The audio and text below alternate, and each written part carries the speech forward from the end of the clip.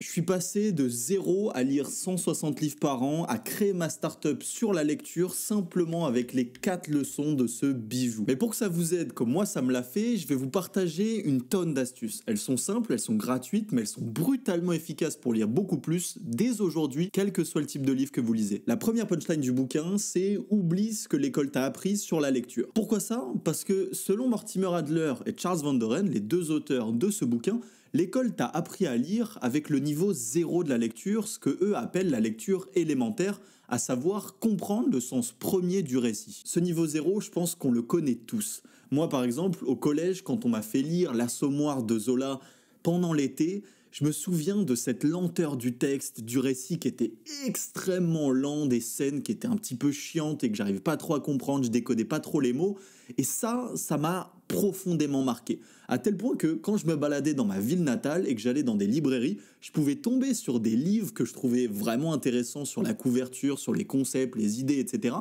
Mais je me disais, ah non, si lire c'est lire du Zola, alors ces bouquins-là, je vais pas kiffer les lire. Et donc, je me détruisais des possibilités, des opportunités de lecture, tout simplement à cause de la lecture élémentaire. Ça, c'est le point de départ du bouquin. En gros, c'est pas votre faute. C'est l'école qui vous a enseigné une technique de lecture qui ne crée pas trop de plaisir, surtout quand vous êtes jeune. Mais pour remédier à ça, Adler et Van Doren en fait théorisent 3 autres méthodes de lecture, la lecture inspectionnelle, la lecture analytique et la lecture syntopique, que vous pouvez utiliser tous les jours et qui, elles, vont vraiment répondre à vos envies et à vos besoins. Avant de vous les présenter, je veux juste que vous remarquiez le petit truc que viennent de faire Adler et Van Doren qui va tout changer. Il personnalise la lecture. Il montre simplement qu'un bouquin peut être lu de 1001 manières différentes en fonction de 1001 lecteurs et que ça n'a rien de grave. C'est même la meilleure chose qu'il y a à faire pour que ces lecteurs puissent apprécier ce bouquin-là. Ça, je vous le dis sincèrement, ça a tout bouleversé pour moi. Pourquoi? Parce que j'ai toujours été, et je pense que je suis encore, et c'est ce qui me fait de moi, je pense, un bon lecteur, je suis un lecteur insatisfait. Ce n'est pas que la lecture n'était pas faite pour moi, c'est plus que à l'époque, je n'étais pas fait pour la lecture élémentaire. Mais du coup, s'il existait d'autres méthodes de lecture, peut-être, qui sait, que j'allais dévorer des bibliothèques entières, que j'allais partager ces méthodes de lecture à des dizaines de milliers de personnes sur YouTube, et peut-être même que j'allais en vivre. Qui sait? C'est exactement ce qui est arrivé, et c'est ce qui est arrivé notamment grâce à la première méthode de lecture d'Adler, à savoir la lecture inspectionnelle. Cette méthode de lecture, ça a été mon antidote pour les gros bouquins, un truc devant lequel j'ai toujours été complexé. Je vais vous raconter une histoire sur l'origine des espèces de Darwin qui, quand je m'y suis lancé, me faisait terriblement flipper, mais quand j'ai testé la lecture inspectionnelle, c'est ce qui m'a ouvert tout simplement la porte à ces gros pavés et à un monde de connaissances. L'origine des espèces de Darwin, c'est donc un ouvrage de biologie, et en fait, je me suis dit, définis simplement ce que tu as envie de faire. J'ai suivi les conseils de Mortimer Adler et de Charles Van Doren qui nous disent, avant de commencer une lecture d'un gros livre typiquement, définissez quel est votre objectif de lecture. Moi, je me disais, ce que j'aimerais pouvoir faire, c'est d'expliquer les 5 piliers du darwinisme en 3 minutes à l'oral. Simplement pouvoir le raconter à un pote ou me l'expliquer à moi-même. Plutôt simple. Ce qui est hyper intéressant, c'est qu'il commence en disant l'exercice à faire, c'est d'aller à la table des matières du livre et à partir de là, de noter les parties qui sont les plus intéressantes, que vous sentez être les plus intéressantes par rapport à votre objectif de lecture. Typiquement, les 5 premiers chapitres que je vais voir sont hyper alignés, ils représentent ces 5 piliers-là, c'est d'ailleurs comme ça que j'ai eu cet objectif, mais qu'ensuite, il y a d'autres parties qui sont assez intéressantes, notamment le glossaire, la récapitulation et conclusion, peut-être l'introduction, parce que je suis pas très bon en biologie. Bref, tout ça, c'est des éléments qui sont pertinents et qui vont l'être pendant ma lecture. Mais si, une fois, on a défini les parties chaudes, les parties pertinentes qu'on va pouvoir lire pour répondre à cet objectif, alors, à l'inverse, se fait naturellement un tri sur les parties qui, elles, sont moins intéressantes, à savoir toutes les parties un peu techniques, difficulté de la théorie, instinct, hybridité, insuffisance des archives géologiques, etc. Ce que ça va pouvoir me faire, c'est que ça va me créer un ordre, une stratégie de lecture, un enchaînement de passages que je vais pouvoir aller lire, qui vont être censés me répondre à cet objectif, et quand je vais passer dans ces différents chapitres, je vais simplement commencer le livre, et ne pas aller forcément directement à ces pages-là. Par contre, je vais me laisser la possibilité, l'espèce de légèreté d'une certaine manière, de pouvoir me dire, ok, si je tombe sur des pages qui répondent pas vraiment à mon objectif, je peux les sauter. Et en les sautant, je sais que je peux aller directement au passage les parties les plus pertinentes, celles qu'on est en train de noter. Et cette navigation dans la lecture, ça a transformé complètement mon approche du bouquin. Pourquoi ?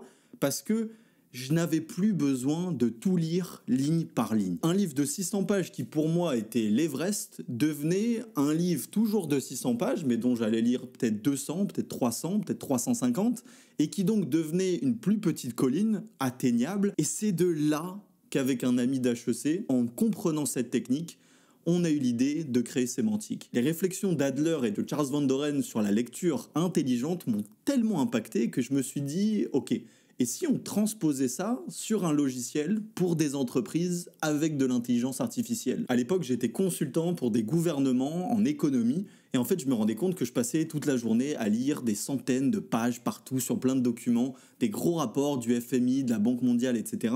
Et je voyais que tout autour de moi, on était tous acharnés à scroller comme ça sur nos documents, à nous dire « Ok, c'est où le chiffre que je cherche, etc. » Et de là, j'ai eu cette idée. Déjà, je me disais « Ok, ce style de vie, c'est pas trop pour moi, ça, c'est clair. » Et d'un autre côté, je me suis dit « Ça peut être intéressant, sachant que je suis en dernière année d'école de commerce, c'est quand même le bon moment pour créer une boîte, d'aller voir mon meilleur pote de l'époque et de me dire « Ok, viens, on essaye de créer un truc qui utilise des techniques de lecture intelligente et qui va en permettre de lire des documents volumineux de plusieurs centaines de pages beaucoup plus rapidement en utilisant la lecture inspectionnelle. » Et c'est ce qu'on a fait. On s'est lancé pendant 6 mois et on a créé Sémantique, un logiciel qui, à partir de plusieurs documents, donc vous pouvez avoir une dizaine d'articles, 15 documents, etc., dans une quantité maximale de 120 pages, ce qu'on va vous faire, c'est que notre intelligence artificielle, elle vous crée une mind map directe qui vous donne une vue d'ensemble de tous ces documents-là. Et à partir de cette mind map-là, elle est interactive, puisque quand vous allez cliquer sur les blocs aux extrémités de cette mind map,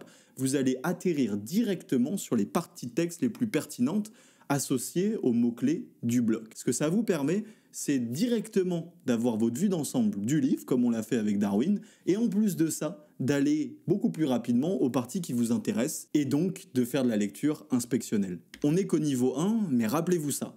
Sachez pourquoi vous lisez ce que vous allez lire et à partir de cet objectif de lecture, ajustez la lecture que vous allez en faire. Maintenant, j'imagine que parmi vous, il y en a pas mal qui se disent « Ok, mais du coup, tu lis pas vraiment le bouquin. Si tu lis 300 pages sur 600, tu peux pas vraiment dire que tu as lu l'origine des espèces de Darwin. » Et je peux comprendre. Mais Adler et Van Doren ont pensé à vous.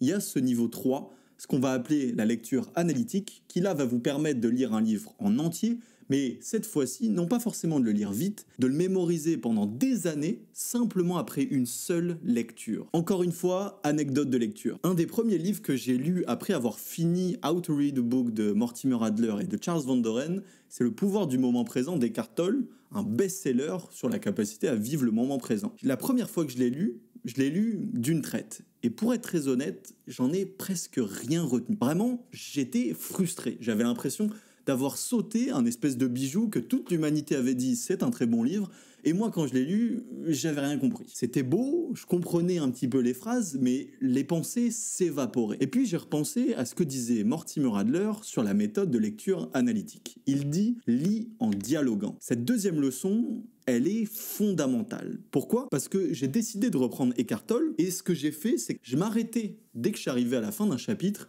et pendant 2 minutes, je me posais des questions. Par exemple, Eckhart, t'es en train de me dire que là, faut vivre le moment présent, mais comment est-ce que ça fonctionne typiquement quand t'as des gros problèmes le lendemain, professionnel, familial, etc. Je notais, je me disais, là je suis pas trop d'accord. Ah, sur ça, si, t'as raison, c'est une bonne idée.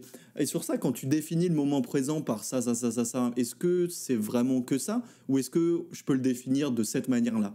Et en fait, ce que ça faisait, c'est que je prenais la lecture comme une interview. Et ça a créé une différence absolument énorme. Et je pense que de toute façon, on peut tous reconnaître un petit peu ce concept quand vous discutez avec un pote un samedi soir. Et en fait, il vous pose plein de questions hyper pertinentes, que ça relance le débat, que vous lui racontez une anecdote, etc. Juste c'est une discussion qui vous marque, où les idées elles s'imprègnent, et ça vous permet sur le long terme en fait de garder ces idées en tête et de vraiment les maturer, de les incarner dans votre moment présent. Et ça, quand on y pense, c'est assez brillant de la part d'Adler et de Van Doren d'avoir vu que en tant que lecteur, vous êtes un acteur d'une conversation. Vous pouvez voir un livre comme juste un monologue de quelqu'un qui vous raconte une histoire, ce qui souvent est un peu chiant. Mais à l'inverse, si vous êtes un bon lecteur, un lecteur intelligent, ce que vous allez faire, c'est que vous allez devenir un partenaire de dialogue. Vous allez devenir créer un espèce d'échange qui, par définition, rend la lecture beaucoup plus dynamique, presque même, je dirais, concurrente des meilleurs blockbusters sur Netflix. Et ça a tout révolutionné dans comment je voyais le bouquin. Si ça vous intéresse de pousser un peu plus loin ces méthodes de lecture intelligente, je partage chaque semaine dans ma newsletter, totalement gratuitement, des techniques pour justement mettre en place ces méthodes de lecture intelligente, que vous vouliez lire plus rapidement, lire plus profondément, retenir les idées de vos bouquins. Bref, c'est hyper accessible et c'est cliquable juste ici. Mais évidemment, je ne pouvais pas m'arrêter à la technique la plus puissante, celle que j'utilise en tout cas le plus souvent, qui s'appelle la lecture syntopique. Cette méthode de lecture, qui est vraiment beaucoup plus poussée mais qui reste très facile à faire, elle part simplement du point de vue, de l'idée en fait, de se dire « Ok, si je suis intéressé par un sujet, pourquoi est-ce que je n'irai pas en même temps plusieurs auteurs parlant de ce sujet plutôt qu'un seul ?» La question est vraiment pertinente puisque ce que ça permet, c'est évidemment d'avoir plusieurs visions autour d'un même sujet et donc potentiellement d'avoir une compréhension bien meilleure de ce sujet ou en tout cas plus diversifiée, plus teintée, plus colorée, bref, avec une plus grande profondeur. On va non plus seulement être un dialogue avec l'auteur, on va faire en sorte que des auteurs dialoguent entre eux. Et c'est peut-être là que vous commencez à comprendre la profondeur de ce bijou. Il y a un mois environ, je faisais mes bagages juste ici pour partir à Lisbonne, aller voir ma famille. Et comme j'ai 25 ans et que je suis parfois en espèce de petite crise existentielle, j'ai appris que la crise des 25 ans existait, je me suis posé quelques questions sur le sens de ma vie, sur ce que je faisais dans ma vie, sur mon avenir, etc. Et à ce moment-là, au lieu de prendre un seul bouquin dans mon bagage, je me suis dit... Et si t'essayais une lecture syntopique, ce que moi j'appelle une lecture parallèle, je trouve ça un peu plus joli. J'ai donc pris 3 bouquins en même temps qui vont parler du sens de la vie, mais de 3 manières parfaitement différentes. Le premier, c'est Thérapie existentielle de Irvin Yalom. Irvin Yalom qui est le responsable de la chaire, je crois, de psychiatrie et psychanalyse à Stanford, qui est excellent pour décrypter et être un grand psychanalyste, donc quelqu'un qui allait pouvoir m'appuyer avec des concepts, avec des théories, avec des exemples, etc., etc. Deuxième élément, Découvrir un sens à sa vie de Viktor Frankl. Viktor Frankl qui allait parler, lui, du sens de la vie, mais à travers une expérience particulière que lui, il a vécue, notamment dans les camps de concentration. Là, pour le coup, j'allais être servi d'un point de vue pratique, d'un point de vue outil et d'un point de vue immersion dans ce que c'est que de se chercher et d'avoir une quête de sens. Et enfin, dernier élément, Retour à Reims de Didier Ribon, qui, lui, parlait en fait d'un retour à son enfance et il cherchait à se comprendre lui-même en repartant dans son passé avec son background de sociologue, de philosophe et d'analyste, comme ça. Sur le papier, vous pouvez vous dire « Ok, ça mélange plein de sujets quand même ton truc ». Mais en fait, ils tournaient tous d'une certaine manière, avec des différences, etc., autour du même thème. Comment donner du sens à sa vie ? Et la première chose que je me suis dit quand j'ai pris ces 3 bouquins, c'est que je me suis dit... je vais me perdre, je vais jamais les terminer. On connaît, on se sait en tant que lecteur quand on prend 4 livres pour nos vacances et qu'on sait qu'on lit même pas la préface du premier. Et ben, comme ils parlaient entre eux, et comme ils parlaient entre eux d'une question qui moi m'intéressait au plus haut point, j'ai pas pu m'arrêter. Je vous le dis très honnêtement, Yalom, qui est un livre de 850 pages, je l'ai terminé en premier en 6 jours, et après, Frankl et Ribon se sont enchaînés dans la foulée peut-être en 2 jours. C'était absolument phénoménal. Pourquoi ? Parce que vous avez des auteurs brillants, des personnes que vous jugez intellectuellement hyper fortes, qui sont en train, sous vos yeux, de discuter. Maintenant, vous allez vous dire, comment tu les as fait discuter ? Eh bien, précisément, ce que nous dit Adler, c'est en fait de vous lancer dans la lecture d'un de ses ouvrages, typiquement commencer par Yalom, et ensuite, si à un moment vous sentez que ça commence à devenir long, que vous avez envie de vous divertir, etc., on se connaît en tant que lecteur quand on a envie d'un peu de variation, de changement, eh bien, prenez-en le deuxième, et comme naturellement, il va parler directement du sujet qui est le cœur de son livre, à savoir le même que celui d'Yalom, vous allez commencer à avoir 2 visions qui s'opposent dans votre tête, en plus de la vôtre, donc 3. Et puis, si vous continuez dans votre semaine, vous allez pouvoir aller sur le 3e, et peut-être revenir sur Yalom. Et en fait, au fur et à mesure où ils vont avancer dans leur livre, ils vont parler des mêmes choses, ils vont parler des mêmes problèmes, et ils vont avoir une vue complètement différente. Et crois-moi, en plus, tu t'ennuies beaucoup moins. C'est ça l'objectif, c'est pour ça que How to Read a Book, ça a été un déclic pour moi, et que j'ai cessé à ce moment-là, quand j'ai fini de lire comme je lisais à l'époque, j'ai trouvé mon style, et j'ai fini par dévorer plus de 160 bouquins par an, à monter ma boîte dessus avec mon meilleur pote. Rien que pour ça, ce simple livre-là, ça vous montre que ça peut changer votre vie et que moi ça en a fait mon métier. Voilà, je vous remercie et à très vite.